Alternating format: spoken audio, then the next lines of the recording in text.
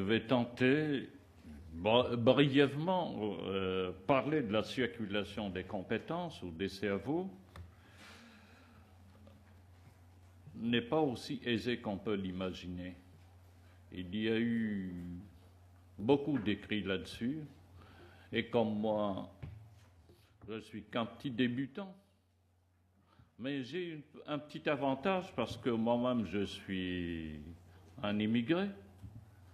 Et on considère que je suis une petite compétence installée en Algérie.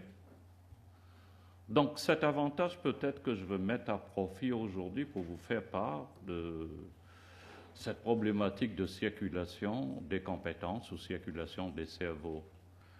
Un pays qui a investi, qui a formé des compétences, a besoin d'être compensé par le pays d'accueil.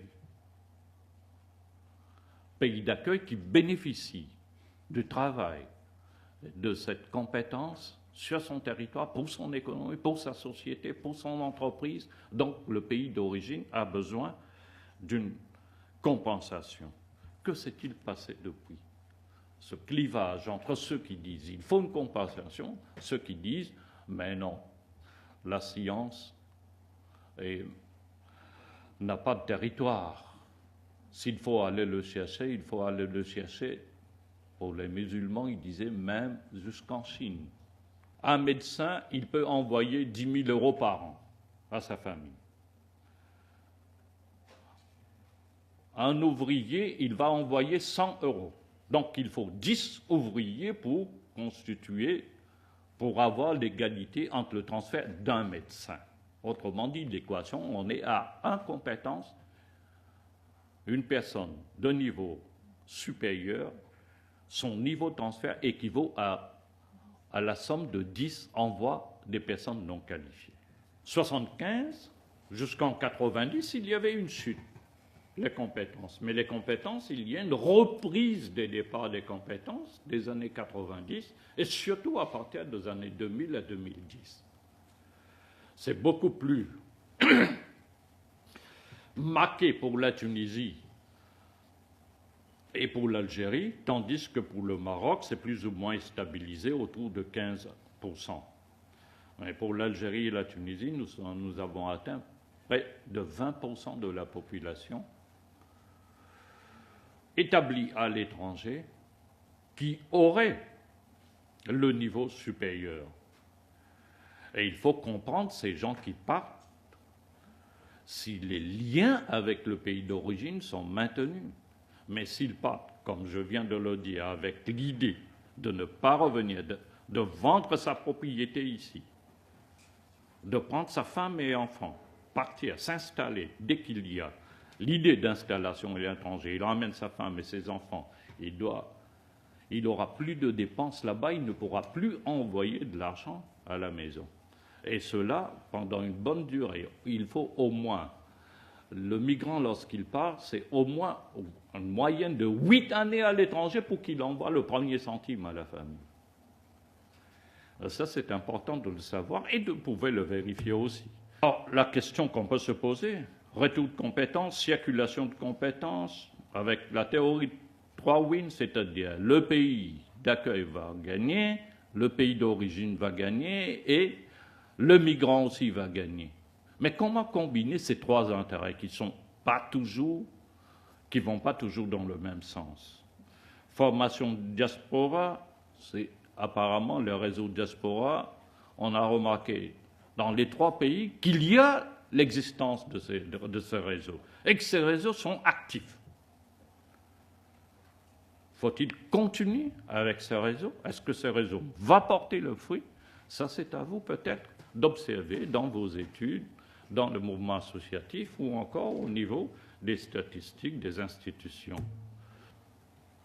Autrement dit, les personnes, un médecin qui ne va pas travailler dans la médecine, un ingénieur qui va en architecture, il ne va pas travailler dans un cabinet d'architecte, mais il va faire de la maçonnerie ou il va faire de la déco, il va faire autre chose.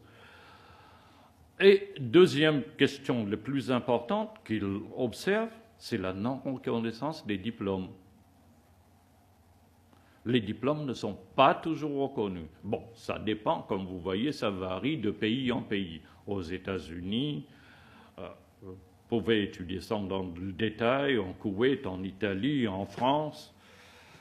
Donc le niveau de déclassement professionnel est mesuré. Le plus important, c'est en Grèce, où la majorité des Marocains qui sont en Grèce ne font pas exactement pour lesquels ils sont formés. Et c'est là où aussi on observe aux Pays-Bas qu'il y a une importante communauté maghrébine qui seconde la Grèce en ce qui concerne la non-reconnaissance des diplômes délivrés par les universités marocaines. Anesthésiste-réa, psychiatrie, qui atteint 44%, 43%. Vous savez, un taux de fuite de 44, de 43, c'est le taux critique. Les Anglais, à partir d'un taux de 12%, ils ont créé une polémique internationale entre 12%. Mais quand on atteint 44%, ce qui veut dire que nos hôpitaux sont en train de se vider. Alors, ce qui est le véritable, les collègues de la Banque mondiale souvent me disent attention, les personnes qui sont parties, qui sont formées à l'étranger, cela, tu ne peux pas le calculer comme étant une fuite de cerveau, un brain drain. L'indice de brain drain, il faut le calculer par ceux qui sont nés dans le pays, qui ont été formés dans le pays, qui portent avec une expérience professionnelle.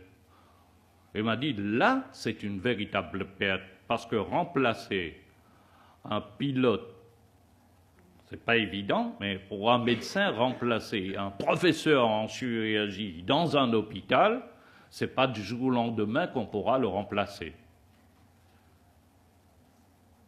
Et le comble pour les médecins, pour l'Algérie plus ou moins, ce sont la catégorie sociale, professionnelle, la mieux rémunérée parmi l'ensemble des fonctionnaires, parmi l'ensemble des professeurs. Autrement dit, ce n'est pas une question de salaire. Depuis quelques années, l'Union européenne, et même encore plus récemment, l'Union européenne revient avec son idée d'attraction des compétences maghrébines. Parce que le constat a été fait à un certain moment, il y a une dizaine d'années, de dire « mais pourquoi les Maghrébins qui viennent en Europe sont toujours des niveaux bas? Les meilleurs Maghrébins, ils préfèrent Canada ou aux États-Unis ?» C'est vrai que là, c'est une stratégie globale de l'Union européenne pour dire bon, on va concurrencer le green card américain par le blue card européen. Et les dernières directives, il y a quelques mois de cela, 3 ou 4 mois de cela, européennes, reviennent encore sur cette histoire d'attraction des compétences, surtout du Maghreb. Il y a un certain nombre de pays africains, et là, je vous dispense des données, où le nombre de médecins qui travaillent dans le pays est inférieur au nombre de médecins formés dans le pays, mais qui travaillent à l'étranger. Et les pays africains qui souffrent des épidémies, qui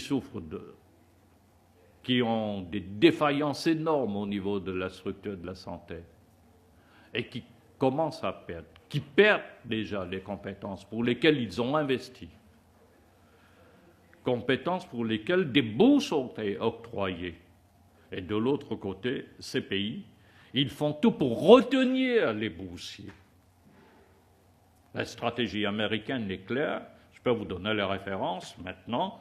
Les boursiers nigériens qui viennent aux États-Unis, les universités américaines mettent en place des systèmes de rétention de ces boursiers pour éviter qu'ils retournent chez eux. Vous voyez, j'ai parlé des ingénieurs, j'ai parlé de niveau supérieur, mais il y a des talents aussi. Il y a la guerre des talents qui est déclenchée, que ce soit pour les artistes, pour lesquels on ne demande pas de niveau, que ce soit pour les joueurs de foot, pour lesquels on ne demande pas de niveau. Hein? Donc il y a certains profils, les talents, les élites, dans leur discipline, pour lesquels ce n'est pas le niveau qu'on compte, mais ça aussi. Il y a un marché international qui est en train de mettre en place. Vous savez, le marché le plus connu, c'est le marché des footballeurs. Là, on achète, on paye. Mais pour un médecin, pour un pilote, ce n'est pas ce marché qui existe. Et je termine là-dessus. Je vous remercie.